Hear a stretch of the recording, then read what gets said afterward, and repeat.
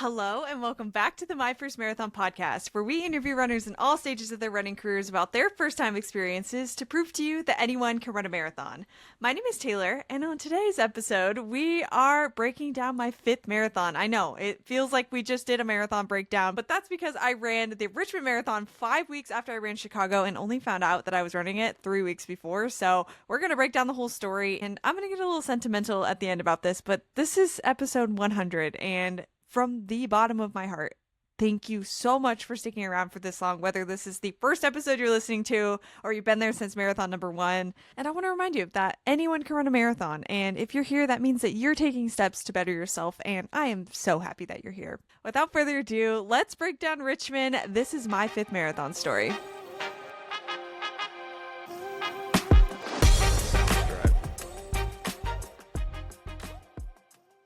All right. Well, you know what we got to do. We got to take it back to tell this story because it has been a heck of a year for me. And Richmond was really the bow on top of just a really frustrating and really incredibly rocky year that was 2025. So taking it back to November of last year, which was my previous marathon PR, I ran a 4:49 at the City of Oaks Marathon here in Raleigh. And I knew coming into 2025 that I wanted to get faster. I was like, this is my year to get stronger and faster as a runner. I feel like I understand the marathon distance now that I've got a couple under my belt. I want to figure out how to do this fast. So coming off of that marathon, I was feeling very confident. I had a time goal in mind for the Eugene Marathon in April coming off of November. I wanted to run a 4:15.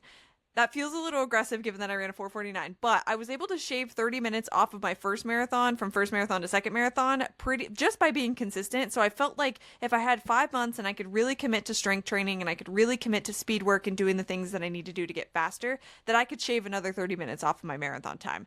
That's the headspace that I was in going into 2025.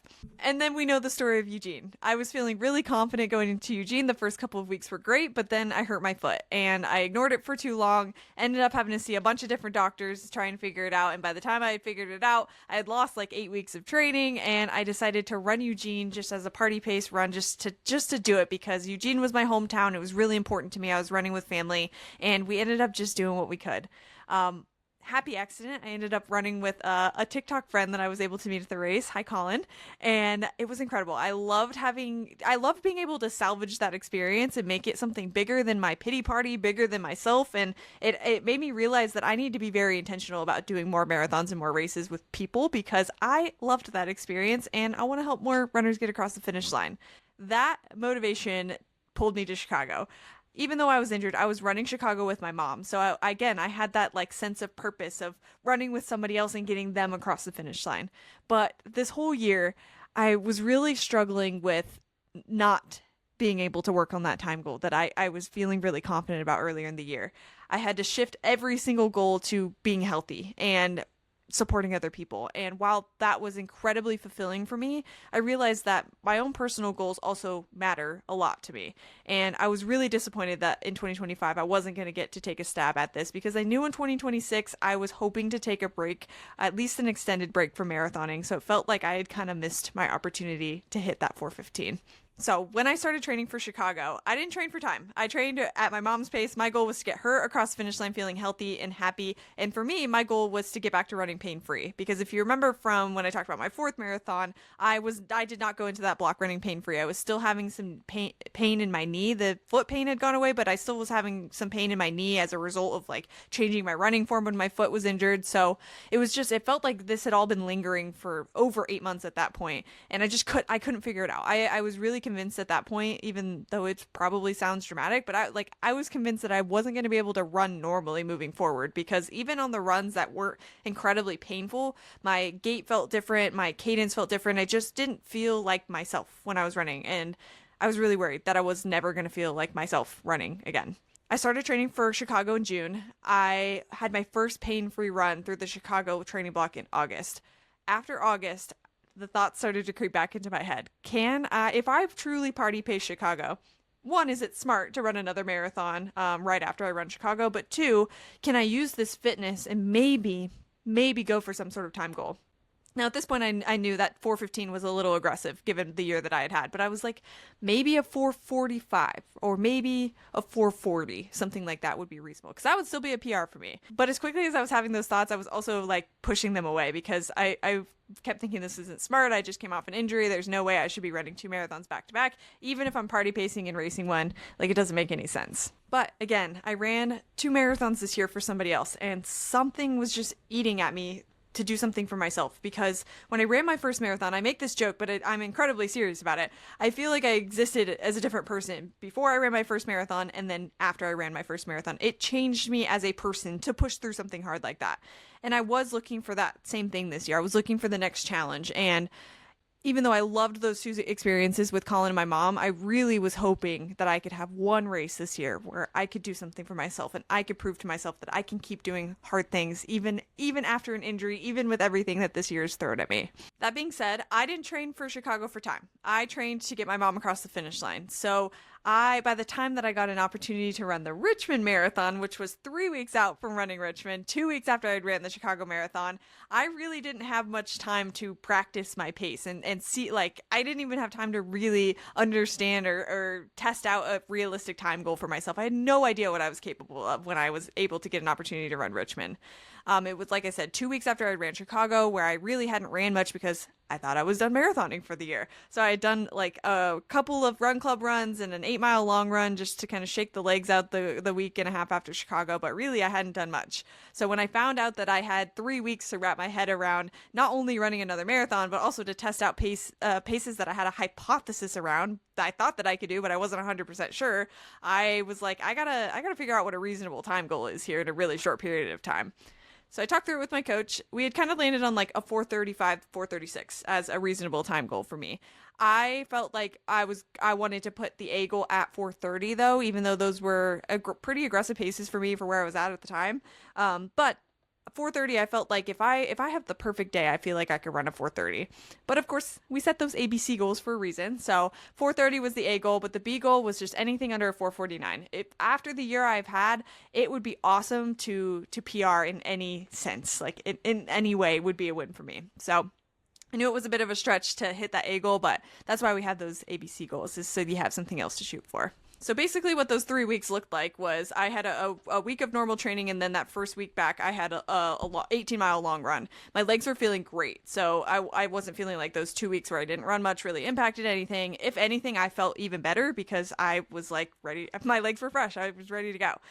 So on that 18-mile run, I tested out some paces that felt really good, and I was hitting some marathon pace miles in the middle. It was a progression run, so I did have some speed in the middle, and I felt really good about the marathon pace miles, and I felt really good about holding the pace that I held for 18 miles. That would have put me on pace for a 4:30, so was feeling awesome about that.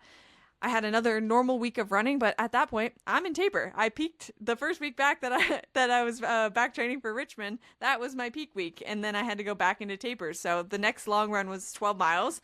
12 miles, being able to hold that pace, obviously after holding it for 18, felt good. Like I was really, really good. So realistically though, I had 2 long runs where I felt marathon pace, and looking at the paces that I was going to need to hold to run at 4:30, I was like, those felt great for 18 miles, but in my previous 2 marathon cycles, I have not trained for time. So as much as I was feeling confident about those paces, I also was feeling really intimidated because I just didn't know. Like I was going into this a little bit blind in terms of what I could do. Historically, in the races that I've actually raced, so basically my second marathon and parts of my third marathon's training cycle, I've always had a hard time mentally holding on to the goal past mile 18. That's kind of where I wouldn't say I hit the wall necessarily, but that's about where my legs start to feel like, okay, this is getting really hard, and that's where I start to slip. So I knew that going into the race, the strategy needed to come out a little bit quicker than I normally would. I can't be conservative at the front of the race because I'm gonna need every single second at the end of the race to make up for it. So the mindset was completely different. Normally I'd go in and say, hold yourself back,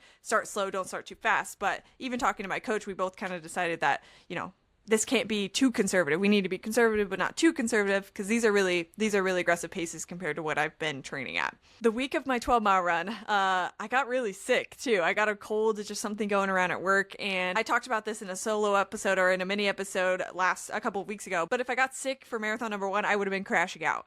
Because it's marathon number 5, and because I was kind of shoved into this training block, I was chilling. I was like, you know what? I'm a week out from the race. I can kick this cold in a couple of days if I stay on top of my food and I stay on top of my fuel and my liquids and all of that. So I just kind of stayed calm, made sure I was getting enough sleep, make sure I was getting enough fluids, and rode out the cold.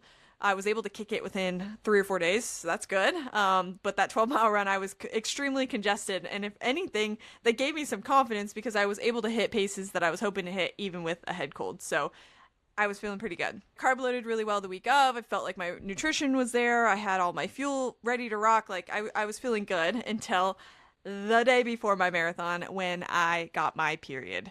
If you're a guy or you don't have a uterus, the second day of your period tends to be the worst day of your period because that's when you get really crampy. That's when your flow is the heaviest. It's just like the most uncomfortable day of the period. It's usually like day 2 or 3. And on that note, I'm not going to talk a lot about my experience running on my period, and I'm also not going to apologize for it because there's a big stigma around talking about periods when you have like a 50-50 female and male audience, but this is important for everybody, and I'm actually going to do its own solo episode on running on my period and the benefits that came from running on my period because I did some research on it the night before the race because I was like, oh my God, is this going to hinder me? Like I was thinking this was going to ruin my race in some way. And after doing some research, I found out that it's actually incredibly normal and a lot of people race marathon on their period and that there are some benefits to doing it. So I'm going to do that as its own spin-off solo episode. So make sure you check that out. It'll come out the same week as this episode. But nerves and all, and period and all, and after being sick, we held on to the plan of 4:30. I want to shout out my boyfriend Sean, even though I thank him in person, but shout out to you because the plan was to drive up and back to Richmond in the same day because I got thrown into this really last minute. I didn't want to worry about finding lodging and finding a dog sitter for my dog, so we just decided that we were going to go up in the morning and drive back after, which meant that we were up at 2 a.m. to walk the dog and that we were leaving by 3 a.m. so that we could get there for same day bib pickup by 5:30. It was a lot. But of course I realized in my rush that morning I had everything laid out the night before, but I forgot hair ties. And if you have long hair, you know that I'm not a wear your hair down kind of girl. I've got really curly hair. If I wore my hair down during a marathon, I would absolutely lose my mind. So after I got my bib, I went on a mission to find a hair tie from somebody. My boyfriend ended up finding somebody in the parking lot where we parked and where I was getting ready and stretching. Found some lady that had hair ties. So I don't know who you are, but you are an angel for the day because those hair ties, while they were a little flimsy for my hair type, they held everything in place for the race, and I am very grateful that we found you. After I kind of got ready and then we walked to the start line, I wasn't really feeling nervous for the race, which was new for me. I think it's partially because I was rushed into this training block, but I also noticed that I was feeling like kind of emotional about what was happening. It felt very full circle. It felt like I was meant to be there. I kept feeling very grateful that I get to race this year, that I get to run and race a race instead of just run with somebody else, because I didn't think that I was going to be able to have a race for myself this year, and 2, if you remember, I wasn't thinking that I was going to be able to run normally for a really long time. So the fact that 11 months after my injury that I was back to racing and trying for a time goal, I was feeling very, very grateful and excited to be there. I just couldn't believe that I had the opportunity to do this. So one game changer for me was I did rally voice notes. I sent it out to my friends and family first, and then I ended up posting it so I could get some voice notes from anybody that I'm in my internet friends, basically. And even some people who are listeners of the show ended up submitting some voice notes, which are those were really sweet. I would highly recommend, if you have a hard race coming up, to download the Rally app and send it out to all your friends and family, because when things got hard, that was exactly the push that I needed, knowing that people were rooting for me and pulling for me, and especially the ones that knew the year that I had been through and were talking about that. I think I cried no less than 10 times during the race, but it was so impactful. Every time that I would feel like, gosh, this is getting hard, I'd hear another thing in my headphones that would just lock me back into place and keep my mind focused on the end goal. So highly, highly recommend that. That was so impactful for me. So we'll break down the race. Normally, when I break down the race, I can go into a lot of detail, but running for a time, I was so locked in that I missed a lot of what was happening on the course. I remember for the first 10 miles felt great. The first 13 felt great. I was hitting all my paces. I was even a little bit ahead, but not so far ahead that I felt like that I'd gone out too fast or anything like that. But fueling well, hydrating well, the weather felt great. My run outfit felt great. I had everything on me. Everything was going to plan, and that continued for about 20 miles, where I was on pace for a 4:30. All of my stops were good, so on and so forth. I did have one bathroom break that had to do with my period. I kept thinking that I was having some GI issues, but I really just think it was my period playing some tricks on me, because I didn't actually end up having to go to the bathroom once I went to a porta potty. That probably added 2 minutes to my time, so I could have PR'd by a little bit more. But all in all, I don't think I could have changed that. I was really convinced that I was having some issues. So that aside, everything went great up until mile 20. Mile 20 to 26, things did get hard, but I didn't ever hit a wall, which was awesome. I did lose my goal pace at mile 20 though. It really was just my legs, and I think it really had to do with just the fact that I didn't train to run a 4:30 for this marathon. I really feel like if I had done the proper strength work and the proper speed work and trained for a downhill marathon, which we'll talk about in a second, trained for Richmond, that 4:30 was doable on this race. But around mile 20 was where my paces started to slip, and I was feeling like I was putting in the same amount of effort and moving the same amount, but my paces weren't reflecting that. So from then on out, I just kept listening to the voice notes, though so helpful. My coach left me one at mile 21 that just like absolutely lit a fire in me, and that was helping so much. And then I also found a 4:45 pace group that were grooving. I held on to them from 20 to 24-ish, and then I broke ahead of them a little bit, and then I tried to hold on to somebody else that was in front of me that looked like they were doing much better than me. I just tried to kind of glue myself to those people that looked like they were doing well for the rest of the race. Now, one thing that I did see on the course map, and I've always wanted a downhill finish, so I was actually very excited for, but did not anticipate, was how downhill Richmond is for the last 5 miles of the race. You're braking most of the time. It's gradual for a few miles, but then the last at least mile and a half is straight downhill. And I did not train downhill. I didn't really train on hills at all because if you remember, Chicago is flat. So my quads were just absolutely getting eaten up for the last couple of miles, and I was braking a lot. And I really do feel like if I could have just let loose and ran those last few miles, because my legs were feeling okay, I feel like I could have done a little bit better than I did. But because it was so downhill, and because when you're at mile 25 of a marathon, you don't know what's going to happen with your legs. Your legs could do anything. I was afraid to let loose on a downhill because I didn't want to faceplant in front of all these people. So I was braking a lot. My quads were murdered. I've never been so sore after a marathon. I'll talk about that in a sec. But yeah, it was downhill is... Steep downhills are not what I expected. That was rough on the quads. So around mile 23, I knew I was losing my 4:30 at that point. It had come and gone, right? So I shifted my mindset to my B goal. I let myself be disappointed for 0.2 seconds in myself for not being able to hit that 4:30. But then we got to go for a PR. I was getting so many texts on my watch from my friends and family that were saying, you're gonna PR, but you have to pick it up. I was slowing down by enough that I would have been really, really close to my PR, but if I wanted to PR by, a couple of minutes, I needed to get grooving. So again, I grabbed somebody that looked like they were doing better than me, faster than me, and I just glued myself to them for as long as I could. I changed the music up. I was doing everything that I could to just not walk, just keep moving forward and just do it. This is the last, I kept thinking, this is the last marathon that you're going to run this year.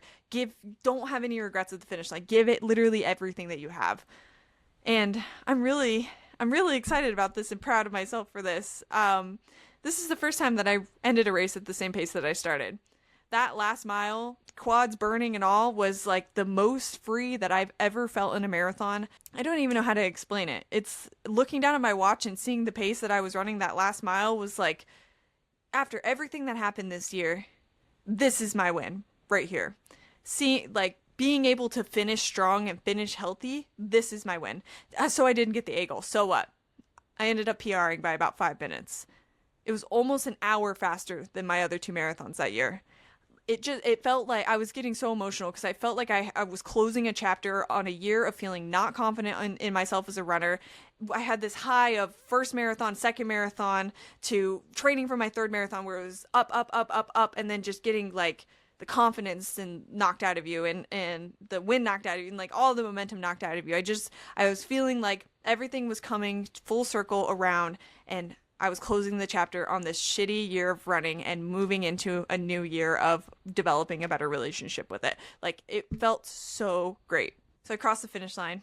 I cried. I don't normally cry at finish lines, but I did cry on this one, like I said, because it felt so intentional and so special, and I did it for myself.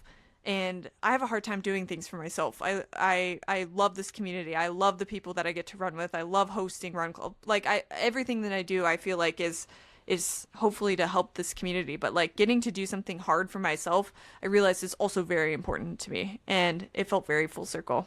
After the finish line, I found my boyfriend. We got some pictures. I had to go and get my t-shirt because I did same day pickup. I wasn't able to get it at the expo, so I got my medal, my some pictures in my blanket that they gave out, and my t-shirt, and then we drove 2.5 hours home, and I rotted on the couch the rest of the day. It was perfect. Richmond was perfect. And I'm getting emotional. What the heck? Richmond was perfect. And every marathon this year taught me something different. I feel like Eugene taught me that I'm not invincible, and that this marathon distance and marathon training owes us absolutely nothing. You can want it so bad and have it not work out for you. Eugene also affirmed for me that I love running with other people, and I'm very passionate about getting first marathoners across the finish line because I want them to experience the same magic that the same impact that entire experience has had on my life. That is so fulfilling for me.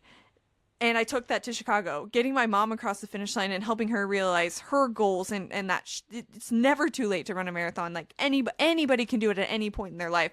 Getting her to that point was so fulfilling. But Richmond was perfect because I felt like I could give what I was able to give other people to myself. And I've just felt like I was running for a different version of myself. I was running for that girl that was training for her first marathon, that didn't think that didn't know if she could do it or not. And then she did. And then her life changed. It was really, really, really special. So now the big question is, what's coming up next? I've had a couple people message me and ask, and I've been really excited to tell people that for the first time in a really long time, I have no idea. And you have no idea how freeing that is. I had a marathon on the calendar. I had 2 on the calendar after I ran marathon number 2. So like, my year was already planned out for me, and just being able to have nothing on the calendar and just let whatever happens feels really good.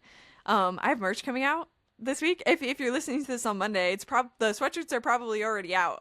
The hats and the beanies, which I haven't talked about yet, but the hats and the beanies, they'll be coming out shortly after. I've got a few things I'm working out there, but the hoodies are out. So that's what I'm working on now. And then I've also launched coaching. So I took my coaching certification while I was training for Chicago, and have started to take on a couple of clients. So I feel free to book a discovery call on my website if that's something you're interested in. But I've really been loving these conversations and getting to continue to give back and help runners get to either their first finish line or a finish line since. So I've been doing some coaching. I have a bunch of MFM, just community stuff, in-person stuff, not in-person stuff that I'm working on in 2026, just in the background that I haven't talked about yet. So I don't have any races on the calendar, but a big portion of my time that I was marathon training is going to be spent giving back to this community. So stay tuned. There's some fun stuff coming. But you also know that I'm already eyeballing some 2026 races, just potential stuff that I would love to run. I'm thinking that 2026 is my year of the half marathon. Maybe a full, maybe in the fall, of something, if the right opportunity kind of comes across my plate. But I would really love to run like the Garmin half marathon or marathon series that's coming to Durham, North Carolina this year. There's a couple local halves that I would really love to run. I've talked to a couple of friends that are running half marathons like across the country. I would love to go run some races with them. So this is the year where I'm just gonna see where the wind takes me. I'm not gonna be so structured this year, and I know that those time goals will be there for me when I'm ready for them. So I'm just excited to see where the year takes me. I told you I was going to get a little sentimental at the end. So this is episode 100 of the podcast, which is absolutely insane. When I started this podcast, even listening to my first marathon story, when I told my story over the first episode, I listened to it the other day, and like, just hearing how not confident I was. If you watch that video, I'm I'm staring down at the microphone. I'm like slumped in my seat. I just like, I never thought that it would turn into this. And it's because of you all. And I just want to thank you again from like literally I just want to thank you for following along on this journey with me. Whether you've been on the show, whether you're a long-term listener, whether you follow me on social media, whether you don't, I'm so happy that you're here. And I want you to know that if you run, you belong here. You deserve to reach the goals that you're striving towards right now. If you're in the middle of training, I know that it's hard, but know that this is where you're supposed to be. If you run, if you enjoy running, then you're a runner and you deserve to be here. And I'm so, so grateful that you have chosen me to listen to. It's crazy that we're 100 episodes in. I hope that we're around for 1,000 more episodes. There's so many runners that I want to interview and hear their story and keep proving to you all that there's no way to run a marathon and that anyone can run a marathon. So I just love you all. Thank you for sticking around for this long, and we'll see you on the next one.